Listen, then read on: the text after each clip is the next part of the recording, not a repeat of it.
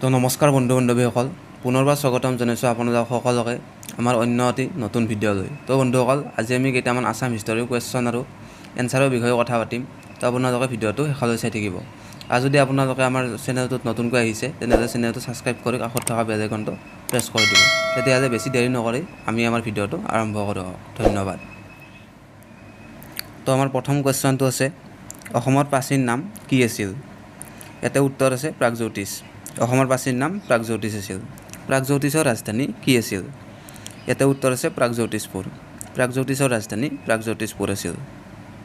ইয়াৰে next question, যোগিনী তন্ত্ৰৰ মতে কামৰূপ ৰাজ্যখন 4 ভাগত বিভক্ত আছিল। সেয়া কি আছিল? ইয়াতে কৈছে যোগিনী তন্ত্ৰৰ মতে কামৰূপ ৰাজ্যখন 4 ভাগত বিভক্ত কৰা হৈছিল আৰু সেইকেইটা আছিল আপোনাৰ ৰত্নপীঠ, কামপীঠ, স্বৰ্ণপীঠ আৰু সৌমাৰপীঠ। এইকেইটা এই 4টা ভাগ কৰা হৈছিল।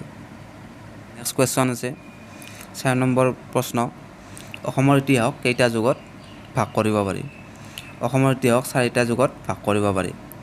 আৰু আপোনালোকক মই এইখিনি তলত দি দিছোঁ, আপোনালোকে ভালদৰে পঢ়ি চাব।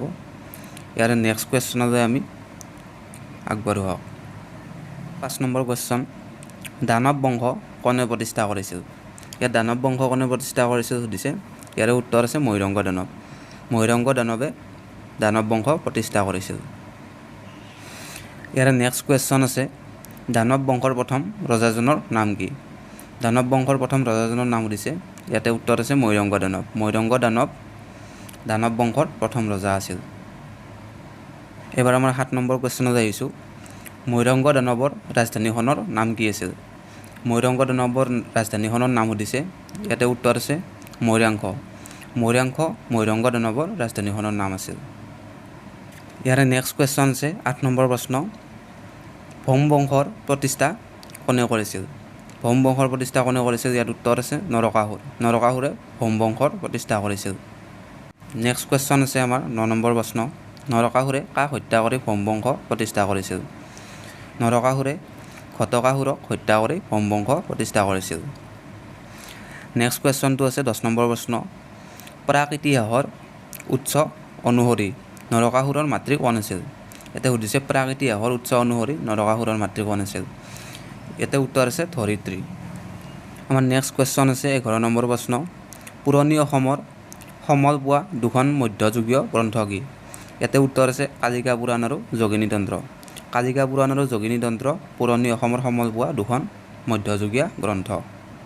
12 নম্বৰ প্ৰশ্ন, যোগিনী তন্ত্ৰত দুগৰাকী দেৱীৰ পূজা কৰাৰ কথা কোৱা হৈছে আৰু সেই উৎসৰ্গিত দেৱী দুগৰাকী কোন? ইয়াতে উত্তৰ আছে কালী আৰু কামাখ্যা। যোগিনী তন্ত্ৰত দুগৰাকী দেৱীৰ পূজা কৰাৰ কথা কোৱা হৈছে, সেই উৎসৰ্গিত দেৱী দুগৰাকী হৈছে কালী আৰু কামাখ্যা। নেক্সট 13 নম্বৰ প্ৰশ্ন, কোন ৰজাৰ দ্বাৰা প্ৰাগজ্যোতিষপুৰত হিন্দু ধৰ্মৰ প্ৰতিষ্ঠা কৰা হৈছিল? ইয়াতে উত্তৰ আছে নৰকাসুৰ। নৰকাসুৰৰ দ্বাৰা প্ৰাগজ্যোতিষপুৰত হিন্দু ধৰ্মৰ প্ৰতিষ্ঠা কৰা হৈছিল। ইয়াৰে নেক্সট কুৱেশ্যন আছে 14 নম্বৰ প্ৰশ্ন, নৰকাসুৰক কোনে বধ কৰিছিল? ইয়াতে উত্তৰ আছে শ্ৰীকৃষ্ণ। শ্ৰীকৃষ্ণই নৰকাসুৰক বধ কৰিছিল। নেক্সট কুৱেশ্যন আছে 15 নম্বৰ প্ৰশ্ন, নৰকাসুৰৰ সেনাপতি মূৰাক কোনে হত্যা কৰিছিল? ইয়াতে উত্তৰ আছে শ্ৰীকৃষ্ণই। নৰকাসুৰৰ সেনাপতি মূৰাক শ্ৰীকৃষ্ণই হত্যা কৰিছিল। 16 নম্বৰ প্ৰশ্ন, মহাভাৰতৰ তথ্য অনুসৰি কুৰুক্ষেত্ৰৰ যুদ্ধৰ সময়ত প্ৰাগজ্যোতিষপুৰৰ ৰজা কোন আছিল? ইয়াতে উত্তৰ আছে ভগদত্ত। 17 নম্বৰ প্ৰশ্ন, ভগদত্তৰ হাতীটোৰ নাম কি আছিল? ইয়াতে উত্তৰ আছে সুপ্ৰতিকা অৰ্থাৎ ঐৰাৱত। ভগদত্তৰ হাতীটোৰ নাম আছিল সুপ্ৰতিকা। নেক্সট কুৱেশ্যন অৰ্থাৎ 18 নম্বৰ প্ৰশ্ন, প্ৰাচীন কালত বিদৰ্ভৰ ৰজা কোন আছিল? বিদৰ্ভৰ ৰজা আছিল ভীষ্ম।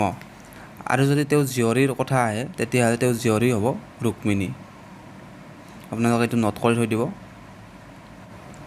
আমাৰ নেক্সট কুৱেশ্যন আছে, অসুৰ ৰাজ্য শোণিতপুৰ কাৰ দ্বাৰা প্ৰতিষ্ঠা কৰা হৈছিল? ইয়াতে উত্তৰ আছে মৰিচি। শোণিতপুৰ কোন ৰজাৰ ৰাজধানী আছিল? শোণিতপুৰ আছিল বান ৰজাৰ ৰাজধানী। আৰু ইয়াৰে নেক্সট কুৱেশ্যনটো আছে, বান ৰজাৰ পিতৃ কোন আছিল?